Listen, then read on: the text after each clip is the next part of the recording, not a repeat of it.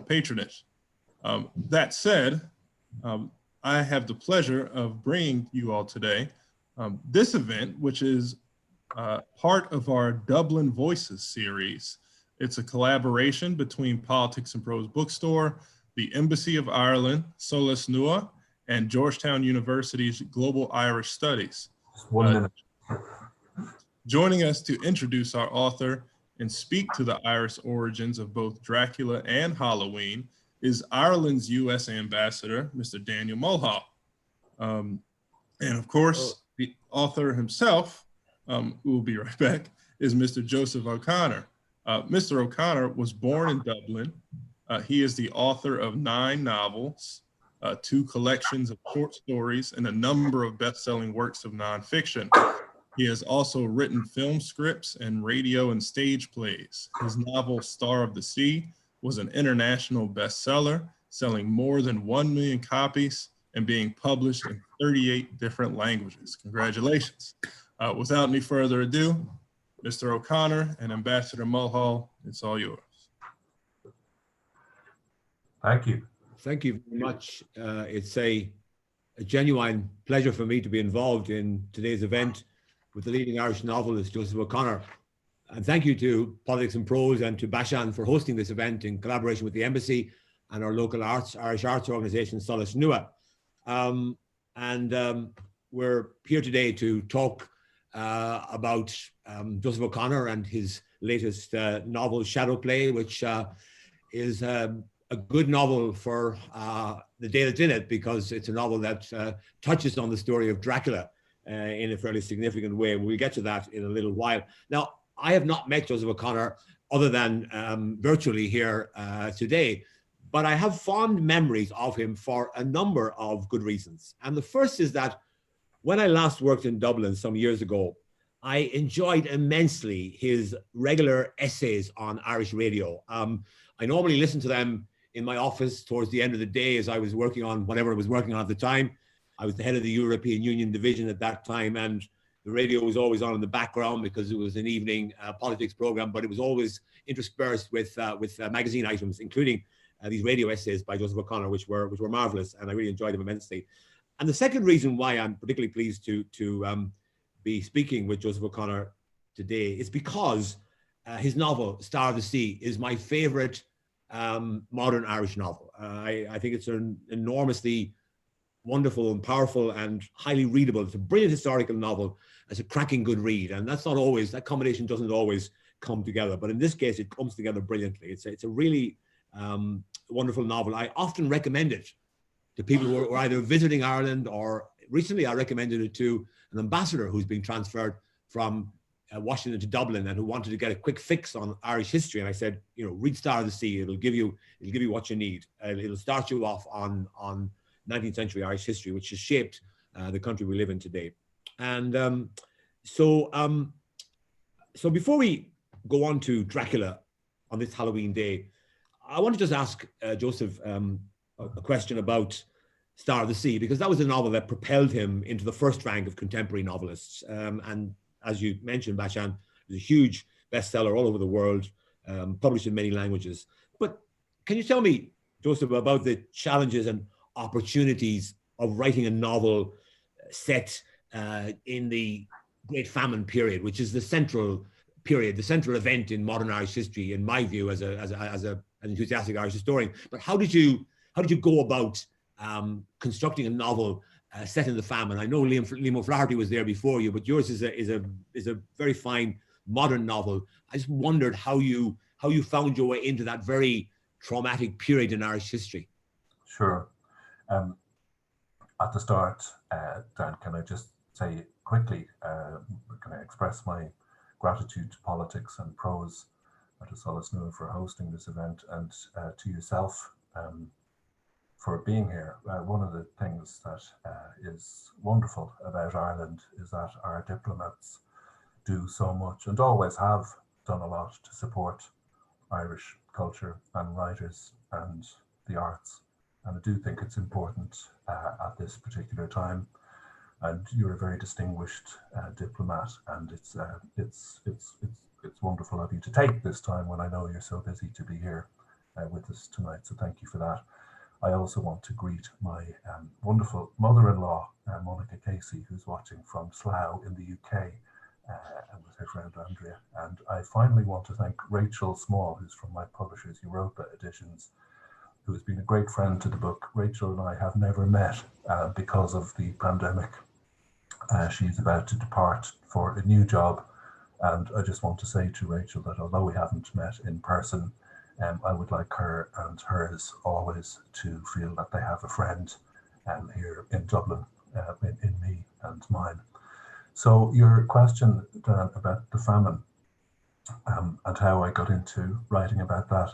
I'm from Dublin, the capital of Ireland.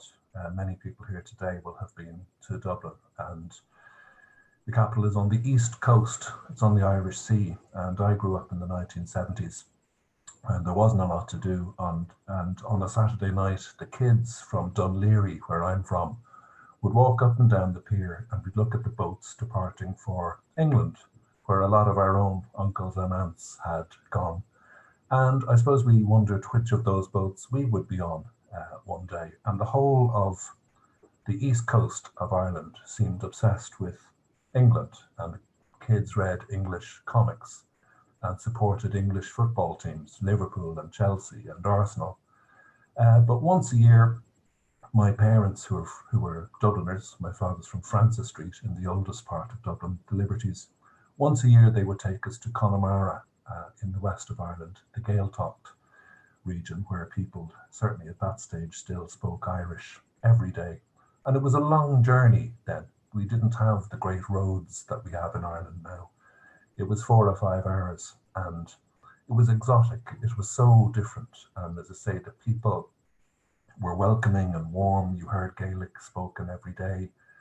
The people of Connemara have a particular handsomeness that people often say has to do with the arrival of Spanish sailors in Connemara from the wrecked Armada a couple of 100 years ago. And I loved going to Connemara, Dan. It was just the most exotic, wonderful place. And one of the things that was remarkable about it is that people would talk about this event, the famine, as though it had happened recently. And they would point out features of the landscape which seemed to be remembering the famine. There were graves, there were deserted villages, and of course there were whole peoples, whole families that had gone into emigration that were now in Boston or Red Hook, Brooklyn, or New Orleans, who had originally been from Connemara. And I was just fascinated by it. So I grew up thinking about it, and when I began to write, always wanted to write a novel about the famine, and began to do so in the end. Quite accidentally, I was trying to write a much more modern book, a thriller set in contemporary Ireland, just a police thriller. And I would find that late at night when I was taking a break from that book, this other character was walking up and down in my head, a man from the 19th century, walking the decks of a ship. And finally, because he just wouldn't leave me alone, he was there, every night. I remember sitting down on the Christmas Eve of that year to see if I write a couple of thousand words about this man, just to see if he would go away. But he never went away, and that was Pius Mulvey, who was the central character of Star of the Sea. And I just followed him. I mean, every time in my career as a writer, Dan, when I've had an idea that's about a person, I follow that. I'm uneasy with novels that are about themes. Novels need to be about human situations. So really it was a question of finding the human dimension of the famine, a way of talking about those characters then, a way of asking, what does this mean now? What's Ireland's role in the world now, given this unique experience that we went through, where we were 500 miles from London, the capital of the most powerful empire in the world in 1847.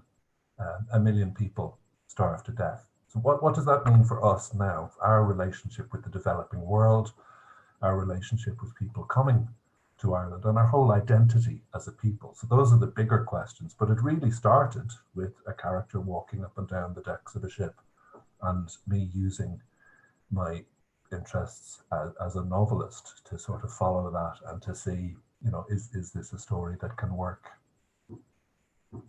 Can I just say to your readers, to your No, that's fascinating because there it's now 7:15 at night here in Ireland, and Halloween has started big time. So if you hear the occasional explosion coming from outside my window, Ireland is not being reinvaded. It's just fireworks. No, it's what you said about the famine is very true indeed. It is the seminal moment in Irish history, and we still, I think, as a people, we still live in the shadow of the great famine. And of course, many of the people who are on this call this evening will probably be Irish Americans, and the foundation of today's Irish America is really the famine, and the people who left Ireland at that time and in subsequent generations became part of this extraordinary community of Irish Americans that still feels an affinity with Ireland. But just to sort of jump forward to SHADOWPLAY and to you mentioned your story was a very beautiful story about the man on the deck of the ship who was walking along and you couldn't get him out of your head. I'm just wondering, when you came to write SHADOWPLAY, was the person in your head Dracula or Bram Stoker? It was Bram Stoker, really. Dan. I don't always know why, but for some reason, Bram Stoker is the Irish writer that meant most to me as a kid. Bram Stoker has been with me for my whole life. I think one of the reasons is that my late maternal grandmother, who was from, I think of her as a Dubliner, although she was born in Ferrybank in Waterford. She was a great... My area. I know that, yeah. And she was a great collector and lover of ghost stories. And she loved the ghost stories of Ireland and England, and her rural Irish childhood and the ghost stories of Dublin. She used to tell us about the church in Dublin, the Pepper Canister Church, that if you walked around it 3 times, you would meet the devil. The haunted house up in the Dublin Mountains, the Hellfire Club. It's wonderful tales, but the best story that she used to tell concerned an ancestor of her own who had been around in Victorian Dublin. And this man had, if not the most beautiful job in the Victorian city and the most beautiful sounding, he was a lamplighter. It was his job to go around and light the gas lamps in the streets. And one night, the lamplighter was doing his rounds and he found himself in Church Street on the north quays of the Liffey, where St. Michan's Church is, where there are mummies preserved in the crypt. There's some odd peculiarity of geology that means people buried there 700-800 years ago, their remains are still intact. So one night the lamplighter is on his rounds, and it is of course a dark and stormy night. And standing in the gateway of the church, he sees this well-dressed, portly, prosperous-looking man, and he thinks that he's lost because this is a rough neighborhood. And he goes over and he asks, "Are you lost?" And the man says, "No, he isn't. He's interested in the church and in the mummies in the crypt, and he's a civil servant at Dublin Castle, and he writes supernatural stories in his spare time, and his name is Bram Stoker." And they share a cigarette and off they go into the night. And every now and again, my grandmother would retell the story. And as I probably heard it first when I was 5 or 6, and she added to it and augmented it, so that by the time I was 10, the lamplighter and Bram Stoker had gone for a few pints. And by the time I was 15, Bram Stoker had been round in the house for tea, every other night. So even though I knew it was a tall tale, and she was definitely adding to it, it intrigued me that maybe one of mine had actually met this great man. And then when I read Dracula as a young teenager, I loved it. And the more I tried to find out about Bram, the more silences there were around him, the more things we didn't know. And those really intrigued me as a novelist. That he disappeared from Dublin, he went off to London, he worked in the theatre for his whole life. He didn't publish Dracula until he was 50. It wasn't a huge success. And he had 2 passionate, torrid relationships, friendships, in his life, one with the great Shakespearean actor Henry Irving, and one with Ellen Terry, who's the most beautiful, charming, I suppose the first theatrical celebrity. And there's this intriguing couple of years when the three of them are working together in the Lyceum Theatre in London. And to some extent, I mean, almost living there in this building, which is still there on the Strand in the West End of London. And a very powerful, tempestuous love going on between the three of them. And that forms the basis of SHADOWPLAY. So it's very much, you know, it's a novel, it's not a history textbook. It's my take on these three characters and on creativity, sexuality, what's going on in London at the time, what it is to make a book. Because in the middle of all of this, Bram, who's an unsuccessful writer, is inching his way towards writing the book that we know will make him a legend. So I hope it's one of the enjoyable things about SHADOWPLAY is that we know something that the characters don't. Bram lives his whole life thinking he's going to be an unsuccessful novelist, but we know that he's going to end up to be one of the pantheon of the great Gothic writers. Yeah, it's fascinating really that Bram Stoker, I reckon, is probably the Irish writer who has been read and seen, whose work has been read and seen more than any other Irish writer probably in history, because of the extraordinary success of Dracula, both as a novel and then, of course, more particularly as a film, as a theme for films that will never go away. I think they'll be doing remakes of Dracula in 100 years' time if there's still films being made. But why do you think that Bram Stoker never really became part of the Irish literary canon? I mean, I was in my 20s or even maybe 30s before I realized that Bram Stoker was an Irishman, was a Dubliner. He didn't really get much attention in Dublin when I was growing up. Certainly, maybe it's different now.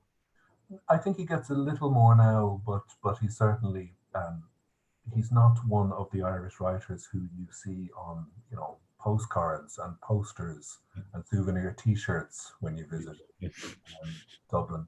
I think there's a number of reasons. One is that at the time that Bram is around, which is the late 19th century, there is this extraordinary cultural rebirth going on in Ireland. And you have major figures like Yeats and John Synge and Lady Gregory in the wake of the famine, saying this culture, which is so rich and so precious, its stories and its songs and its language, Gaeilge, the oldest vernacular language in Europe, all of this will be destroyed in the wake of the famine if we don't collect it, if we don't gather it. You know, so they found the Abbey Theatre, they begin to gather the folk tales and the songs and the myths of Ireland and to write them down, because the people who have emigrated and died, they don't have a culture of writing. It's an oral storytelling tradition. So there's a great movement in the late 19th century in Ireland to try to preserve all of that. Bram isn't part of it. I mean, he emigrates to London. He's seduced by the big city. He wants to work in the theatre. And it's one of the interesting things about him that he's a true rebel, I suppose, in that he just does his own thing. And then I think, unlike the great Irish writers of that era, Bram's own sort of cultural identity was interesting and nuanced. I mean, I think he thought of himself as an Irish-British person. I think he, you know, if he had a strong allegiance to a place, I think it was really to London. I think he loved London. He was a home ruler. He was in favor of, you know, Ireland running itself up to a point, but I don't think he was a nationalist or a Republican. He wasn't in favor of separation or independence. To some extent, to the extent that he wrote about these things at all, he was probably a monarchist. You know, he liked the idea of the monarchy. So, like, in fact, a lot of Irish people, Bram had an identity that was various. You know, he wasn't like Yeats and Synge, you know, necessarily in favor of independence. He was an Irish, British, Dublin, London person. He loved the United States. He went to the United States 15 times during his life. I think would have loved to live there, was very influenced by the poetry and the work of Walt Whitman, the great father of modern American poetry. And so I think he just didn't fit into the notion of what an Irish writer was for a long time. And it's only, in 20 years after his death, when Dracula was discovered by the movies, as you say, that the most important people in the equation, the readers and the audience, discovered Bram and his work and have decided to keep it alive. So it's been in every language, in every culture. There are ballets and operas and cartoons, and every country that there is really has its version of this story that Bram didn't invent, but certainly brought to its highest point. And he just didn't tick the box of what an Irish writer was. By the way, I mean, for the audience, I just should say that Joseph O'Connor has written what I think is the best novel about the literary revival that he referred to there of Yeats and Synge and Lady Gregory and Joyce. It's a book called Ghostlight, which I think is one of the best introductions to the literary revival. We haven't had much fiction or novels written about the literary revival, but Ghostlight is certainly a book that I thoroughly recommend. And I'm personally the president of the Yeats Society in Sligo, which is Yeats' spiritual home, and I can strongly recommend Ghostlight. I think it's a wonderful exploration of that era and that kind of cultural revival that Bram Stoker wasn't part of, but which Yeats and Synge and others, and including James Joyce, by the way, even though he rejected it, I think he was still part of that kind of era in Irish history and Irish literary history. Can I ask you about this triangular relationship between these three characters? I mean, how did you delve down into? I presume they've all left memoirs and so forth and letters and so forth. You could probably mine a little bit for your material, but how did you get on top of that particular triangular relationship that's so brilliantly depicted in the novel? Well, yeah, I mean, they all left memoirs, and like a lot of memoirs. So I think sometimes the purpose of a memoir is to tell you as little as possible about myself. Sometimes as many books as possible. Yeah, well, sometimes the purpose of a memoir is to disguise yourself. It's actually not to reveal anything about yourself. Bram has an unforgivably long book. It's in 2 volumes, 700 pages. It's his reminiscences of Henry Irving, his great friend. These 2 men who used to sign their letters to each other, eternal love. They loved each other ardently. They described each other to friends as closer than spouses, closer than any 2 men on this planet have ever been. And in his 700-page book about this figure who's so important in his life, Bram tells you about every first night that ever happened at the Lyceum Theatre, who was there, what was on the menu, what wines were drunk, what time we went home, and reveals almost nothing at all about the relationship that's at the heart of it. He sort of sets up this snowstorm of facts, and then he hides in the facts. But then we have Irving's letters, which do survive, and they're like the letters of spouses. They're sometimes very tender. They sometimes have a little row. They sometimes fall out with each other. A very complete, rich, nuanced relationship. And then we have Ellen Terry, who wrote a little bit about Bram, but there's a unique thing in Dracula, in Bram's great novel Dracula. The only real person who Bram mentions by name in the novel is Ellen Terry. And she's in the novel as a metaphor of beauty, as an image of beauty. This woman who is in the novel is almost as beautiful as Ellen Terry. A remarkable thing for a novelist to put in the book, to include in the texture of the book this woman who's so gorgeous and so smart and funny and ahead of her time. So those were the building blocks. Now, as I say, it is a novel, it is a work of fiction. In the acknowledgements at the back of the book, I direct the reader towards, the researched academic books that I read as preparation for this.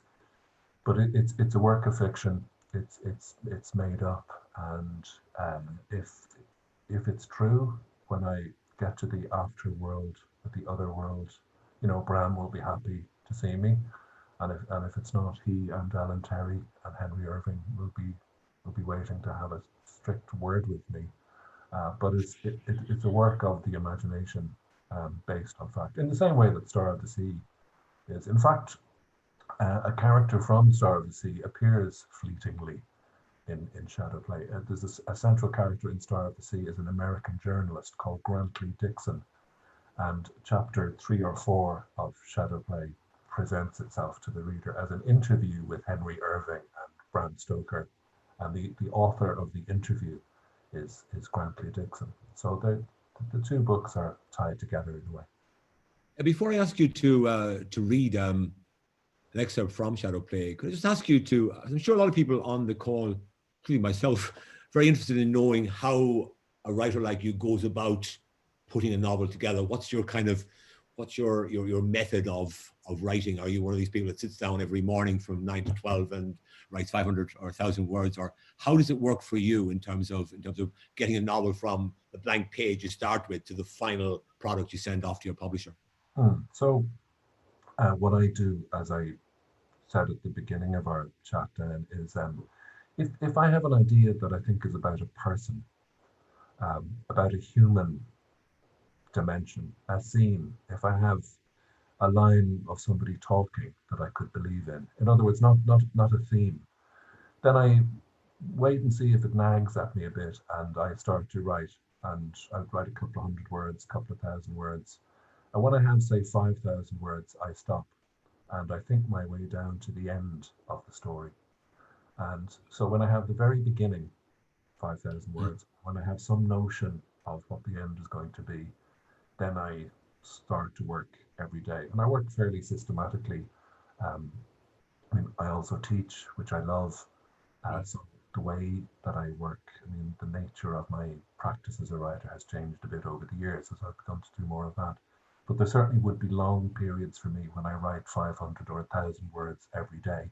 And I do believe in that. And I say to my students and to people who want to write, writing must be a regular part of your life. If you want to be serious about it, then you must try to make it, if not daily, then twice weekly. If not that, then I write at the weekend for 3 hours on a Sunday afternoon, and it must become sacrosanct. You do have to say to your loved ones when the door closes, don't knock on it, because I'm writing. And I believe in the approach of 500 or 1,000 words a day. It's a kind of fidelity. It's like trying to keep a friendship or a marriage alive. You have to actually put in the time. You have to turn up on the days when you feel like it and on the days when you don't.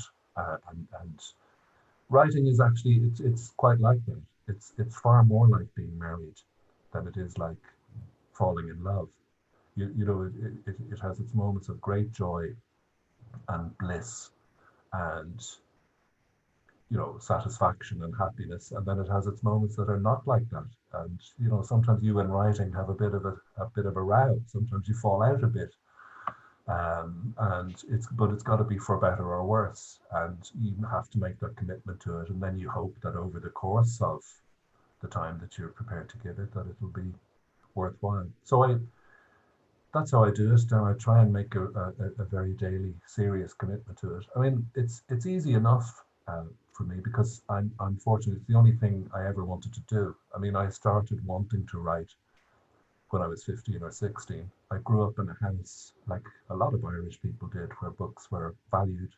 My parents didn't have much in the way of formal education. They both left school when they were 13. But like a lot of Irish people, they could see that our culture, our writers were part of our identity, and it was important to them that my siblings and I were given an access to that. And they didn't approach it like a burden or like homework, but they did say, we're a small little country on the western outskirts of Europe, and we don't do everything brilliantly, and we've had a troubled history, but we do have Yeats, and we do have Oscar Wilde, and we do have Beckett and Joyce, and later in my childhood we do have Seamus Heaney, and you should probably know a bit about that. This is one of the wonderful things about being Irish, they would say, that this is part of our inheritance. So here's a book, here's a trip to the theatre, here's a record of Sean O'Riordan. Aren't we lucky to have this? And that's how I felt. And, you know, when I was 15 or 16, started to read a lot. The novel that actually changed things for me was the great American novel, The Catcher in the Rye. I remember reading that when I was 17. My first girlfriend, whose parents had lived in New York, and very cool. There were photographs of them around the house in Greenwich Village jazz clubs and stuff. And one of the things they had taken back from New York was a copy of The Catcher in the Rye by J.D. Salinger, and they gave it to their daughter, who gave it to me. And I could probably date it, Dan, if I thought about it hard enough. The moment that I turned the last page of that book, I thought that's what I would like to do with my life. And win, lose or draw, you know, success or failure, that would be a noble thing to try and emulate. And so The Catcher in the Rye is really the book that made me a writer in the end. So I'm very grateful to it. You've done so very well indeed. And now maybe I could ask you to read some of Shadowplay, because I know that the audience would be very keen to hear a little bit of the novel, because there's nothing like hearing a novel read by the author who inhabits the novel, as I know you do. And so please give us a little excerpt from the. I'll just set this up, okay? So it's Shadowplay. It has a number of different narrators, this book, but a lot of it is set in the Lyceum Theatre in London. Now, this particular theatre, which is still there, as I say, it was built and rebuilt and rebuilt. It's 3 or 4 or 5 theatres, all occupying the space of like a Washington or New York City, the space of a city block. You know, so it's a big place with lots of abandoned corridors, passageways, basements, wine cellars, thousands of, or certainly hundreds of doors. And one of the things that Bram has to do when he comes to work in the theatre as Henry Irving's manager is just to try and get a handle on the physical place. Like, do we have a key for every door? The locksmiths have to come in and fix things. There's one particular door that the stagehands and the men and women who work in the theatre they won't open this door. They won't go in because they say it leads to a place they call Mina's Lair, a cellar where in the old days a young woman was murdered by an aristocrat. So no one has opened this door for years because it leads down to the basement. And one day Bram opens it and this is what he finds. Before me, I had expected to see a staircase descending into the cellars, but what I discerned through the murk was in fact the precise opposite. In a small vestibule, a simple, unvarnished, steep wooden stairs, without banister, led not downward, but up. Like an idiot, I found myself calling out, "Hello, up there." Unsurprisingly, indeed happily, no reply came back. Lighting my lamp, I began to climb. This soon led to a second flight, then a third and fourth, each course reversing over the one preceding it. At 10 flights, I lost count. Several times during my climb, I was but inches from the old roof slates and could hear, from, as it seemed, very far below me, the cries from the streets and the warble of nesting pigeons on the ledges and gutters outside. Oh, strange and magical country. Spread before me now were a number of lengthy connected attics, perhaps 200 yards long in total, divided here and there by chimney stacks and pillars, illuminated by shafts of dull daylight from dirty windows in the roof. Here and about lay old trunks, broken caskets, lengths of carpet, and everywhere great curtain-like sheaths of inch-thick spiderweb, which I had to employ my penknife to slash through as I made my way along. It was evident that no human had set foot here in decades. From a rafter dangled a family of leering marionettes, the king, queen, and one-eyed jack of spades, but so splattered with bird dirt that I did not want to cut them down. Every part of their paint faded and powdered away, leaving them pale as the ash or willow from which they were hewn, but for their cheeks still red as the cold. Now it was darker. There was no roof. There were no roof windows or mullions, and the odour became different, like old straw. But my lamp found out nicely made stone walls, small black stones like little cobbles or pieces of anthracite, which admitted no moisture I could see, Already a crescent moon, like a phantom's grin, was visible thousands of miles through the window above Piccadilly. Below me, in the windows of offices, I could see clerks and other poor drudges at their work, hurrying to and fro. It occurred to me that at this moment, not one solitary person on this planet was aware of where I was. An odd thought, but for some reason intensely pleasing. The light of the attic now seemed somehow to have changed, refreshed by the air, or perhaps it was merely that now I saw it differently. On the raked floor of a narrow alcove sat a long wooden box, in some ways resembling a coffin, but longer, wider, of humbler wood than we use for that purpose, say a packing chest. It was nothing extraordinary, yet there was some aura the object transmitted, a queer magnetism that refused to let me leave. On the lid, strange figures were carved, with elegant proportion and great precision, so that they must mean something, but I did not know what. Alas, poor humankind, the wellspring of all troubles, is that once seen, a box must be opened. But my schoolyard spooks were misplaced. There had been no need for alarm. The box contained nothing but earth, rich, loamy, and black, which clearly had been employed at one time as ballast. It was at this moment, or soon thereafter, that I happened to glance at my watch, assuming 40 minutes or so to have passed. But to my astonishment, I had been in the upper world more than 3.5 hours. Far below me, the play was about to begin. So there's a little taster of Thank you. That was great. Thanks for that. Can I just ask you a little bit about another aspect of your work, which is how do you go about researching a historical novel? Like, I mean, presumably you could read forever. I mean, you could spend 10 years reading about the famine. You could spend an equal amount of time reading about late Victorian, Edwardian England and the theatre scene and Henry Irving and Ellen Terry, their famous people. So how do you go about getting just enough to make your novel a credible historical novel, while at the same time not spending your whole life delving deeper and deeper into the history you're trying to put on the printed page? Yeah, it's a great question, Dan, and I think the answer, I would answer it differently now, having written a number of historical novels.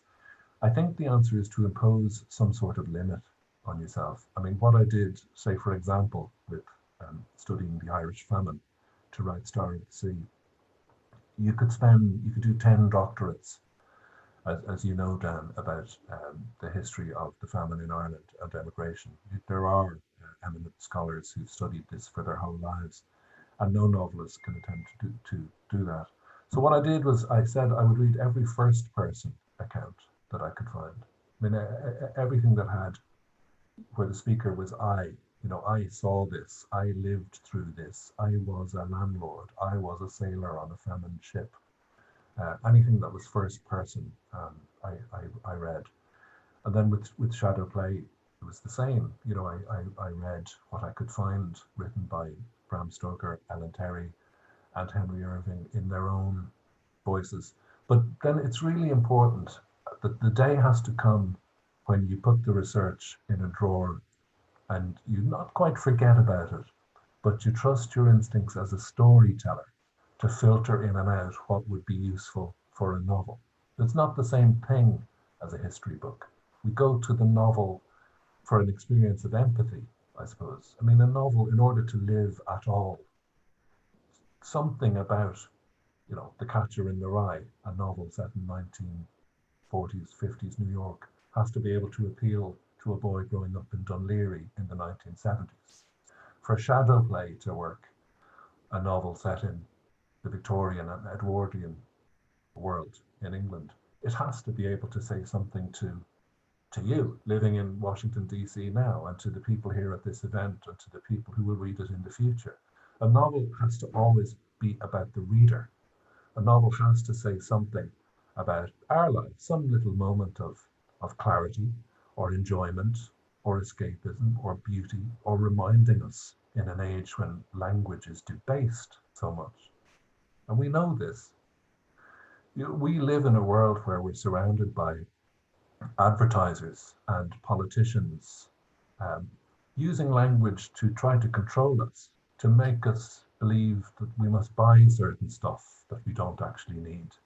We'd be more attractive if we bought this soap or that shampoo or this shirt, or we'd be better people if we voted this way or that way. I mean, how often have we heard a politician say to an interviewer, "I'm really glad you've asked me that question," when we know that means the exact opposite. That means I'm really terrified, I can't think of what I'm going to say. So one of the things that the novel can do is rescue the language. It can say to all of us, you know, this beautiful thing, the English language, which has been created in order to speak to each other and to inform and enlighten each other, from Yeats and Joyce to Heaney and Salinger and all of the great current Irish and English and American writers. But that's part of what we own too. And just the pleasure of that can be enough to encounter in a novel. So all of those things are really important to me. I want the prose to have music. I want it to be entertaining. I want it to be funny. And I hope that SHADOWPLAY is all of those things. And if it isn't, then I think it isn't doing its job. So research is only one part of it. A novel has to work on all those other levels too. There's a question from the audience about, are there any plans to turn SHADOWPLAY into a film? The comment was made that, you know, seeing Henry Irving and Ellen Terry, they're big personalities, obviously. Maybe Bram Stoker wasn't quite as big a personality, but, you know, I suppose I can see it would make a fascinating film because the relationships there are quite intensive and quite interesting. Yes, well, there are plans too. I mean, I'm not supposed to talk about it much, but there's a very major actor got in touch with us when SHADOWPLAY came out and has expressed interest in SHADOWPLAY as a film. I've written 2 drafts of the script, and so who knows, that might happen. I hope it does. Because I guess a lot of contemporary actors would be fascinated at the idea of playing people like Irving and Terry, who were these kind of, you know, they were the kind of, I don't know, George Clooney and, you know, Meryl Streep of their time, I guess, you know. Well, the thing is that they were to some extent, but in another way, we have to remember that for people in the Victorian era, there's no mass media. No one's ever even seen a photograph. There's no moving pictures. So when you go to the theatre, you're seeing something that is truly gobsmacking. I mean, and there are contemporary reports of Henry Irving's performances where the reviewer says, you know, he's appearing to mesmerize the audience. He seems to be able to hypnotize people. He seems to be able to change shape on the stage. And people scream when he's a villain. And they boo, you know, and the atmosphere is not like when we go to the theatre. The atmosphere is more like a kind of punk rock gig. The audience are very, very involved. And then Ellen Terry just has this quality of intense lovability. People just absolutely love her. And she's, as I say, a very smart, funny businesswoman who's ahead of her time. She was the wealthiest actor in England, the highest paid actor in England at that time. So a very interesting woman to write about in the Victorian era, because she does have power and it does matter what she thinks. And she has a great sense that, you know, I am Ellen Terry and I am who the audience pay to see. So the guys better listen to what I have to say, because without me, there isn't any show. So the 3 of them are these really fascinating characters. And I've discovered since the book came out that actors still have a lot of affection for them. I mean, Irving's been forgotten a bit. There's a statue of him on Charing Cross Road in London. But if you talk to actors, particularly stage actors, a lot of them would have read accounts of Irving and Ellen's performances and would still have a reverence for him, because his achievement, I suppose, is that he made theatre respectable. He was the first actor ever to be knighted. He became Sir Henry Irving. And so he brought theatre out of the kind of rowdy, rambunctious roots that it had had, and made it a respectable cause.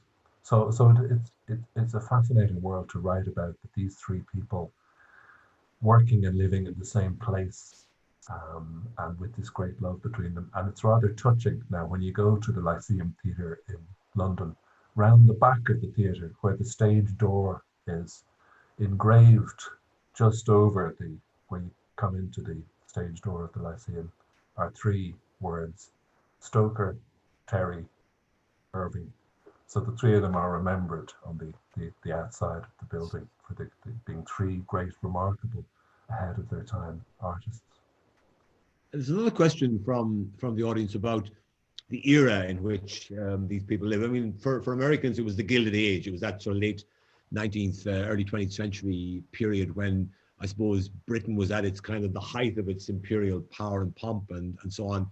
But yet, of course, it was also the era of Jack the Ripper. So it was there was more going on than just imperial splendor. But it was, you know, the kind of the British people, I suppose, at that time were you know, saw themselves as being the world's leading power. I mean, they were very quickly overtaken by the United States, but at that time it was probably the peak of Britain's imperial pomp and splendor. But perhaps you have some more insights in that period you can pass on to the audience. Well, I suppose one of the things that interested me about the research for the book, and this is one of the things that will occur to anybody reading about Stoker's life, he, as a young man, wrote a set of very tender, very loving letters to Walt Whitman in the US, where he says he addresses the sexuality of Whitman's poems. I mean, Whitman has so many poems about male beauty and about the love and the admiration that he feels for men. And of course, the word gay isn't in use, the word homosexual isn't in use, but you have Bram Stoker as a young man in Ireland writing to Whitman saying, you know, when I read your poems, up until then, I thought that I was the only person in the world like me. I thought I was the only person in the world who felt like me. And then I read your poems and I could see that there are actually so many of us, and you speak for all of us. And thank you for doing that. So you read that now, particularly as the father of teenage children, and you wonder, well, what is that? What is being discussed here? When you say there's no one like me, I mean, is that the thing that every teenager has sometimes felt, that I am unique and I'm uniquely misunderstood? Or is it a reference to Bram's own sexuality? And you know, you're very struck by the intensity of the love with Irving, and by Irving's great sort of flamboyance and his camp and his swapping of pronouns. You know, Irving, as a sort of tease, he refers to the boys and the men in the theatre as she. There's a scene where Oscar Wilde appears, and Wilde refers to Henry Irving as Sally. Oh, look, Sally's off again. So there's a playfulness around sexuality and sexual identity that I think is kind of interesting, and reveals that the poor old Victorians, who get a terrible reputation for being so sexually uptight and hypocritical and puritanical.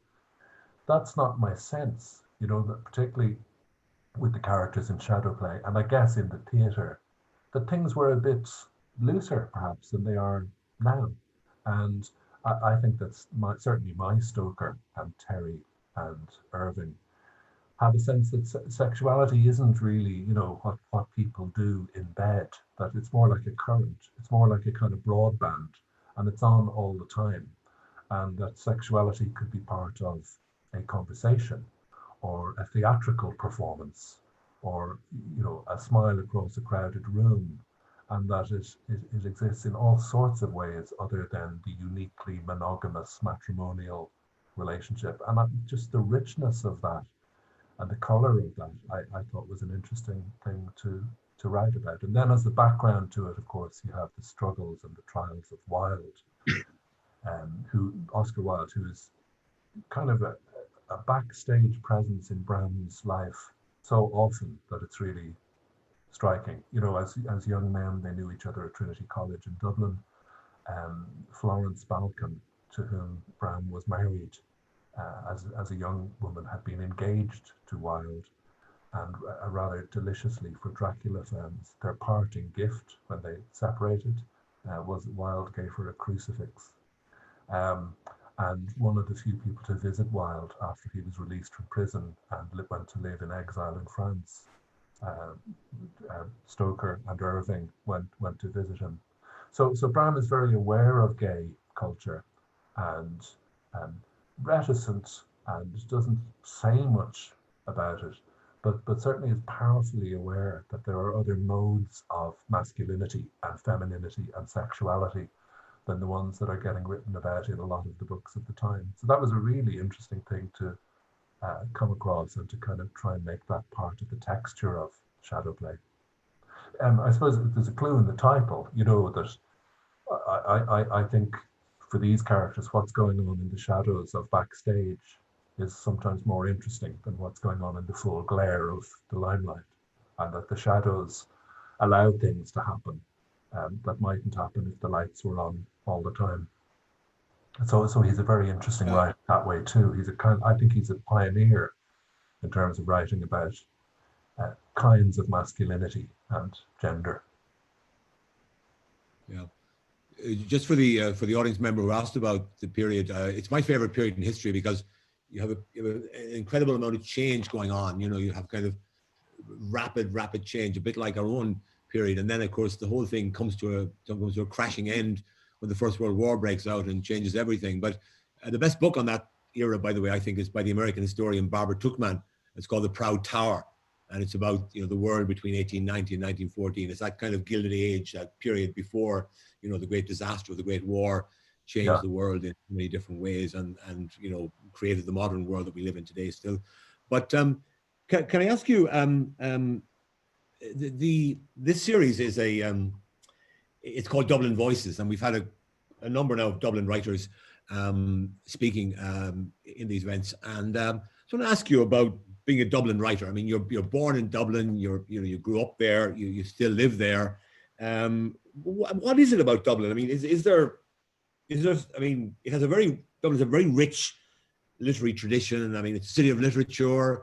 You've got Joyce. You've got Yeats. In fact, you have 3 of the 4 Nobel Prize winners from Ireland in the 20th century were born in Dublin. I mean, Heaney born in County Derry. But what is it about Dublin that has kind of created this literary environment with so many now contemporary writers, poets, playwrights? There's a very vibrant literary scene. Is there something in the air or the water that does it, or is there something stronger maybe?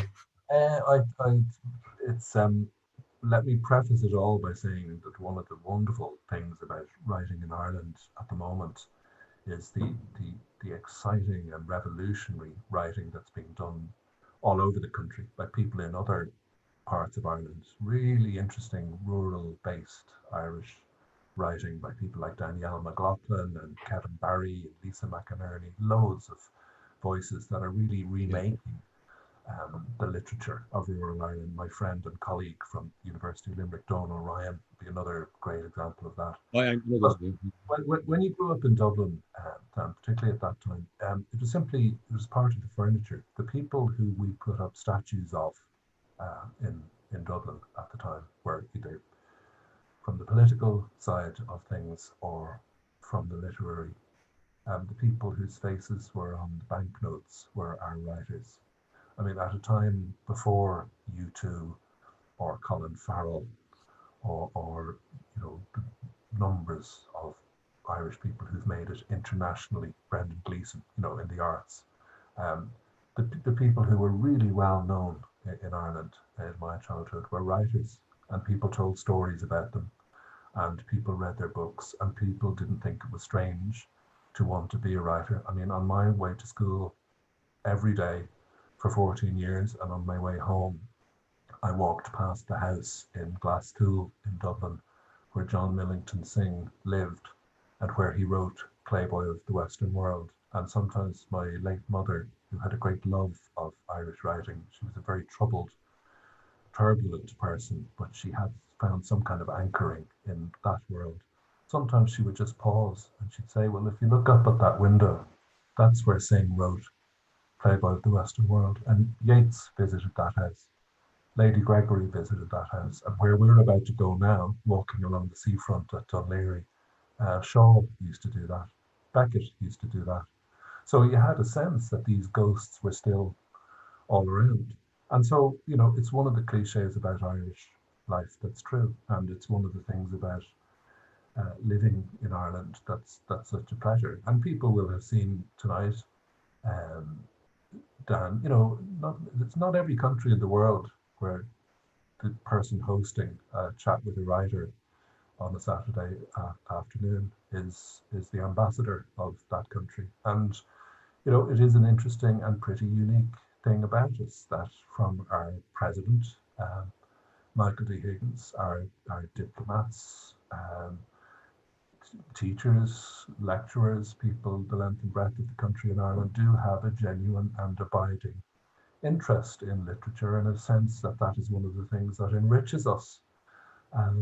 Literary festivals the length and breadth of Ireland. I don't know if people here would have been to, say, Listowel Writers' Week, which happens once a year in County Kerry in Ireland. I spoke at the Writers' Week last year. I spoke at the opening, and 1,000 people, you know, in a little town that's quite hard to get to in a beautiful town, but you know, it's a 5-hour drive from Dublin.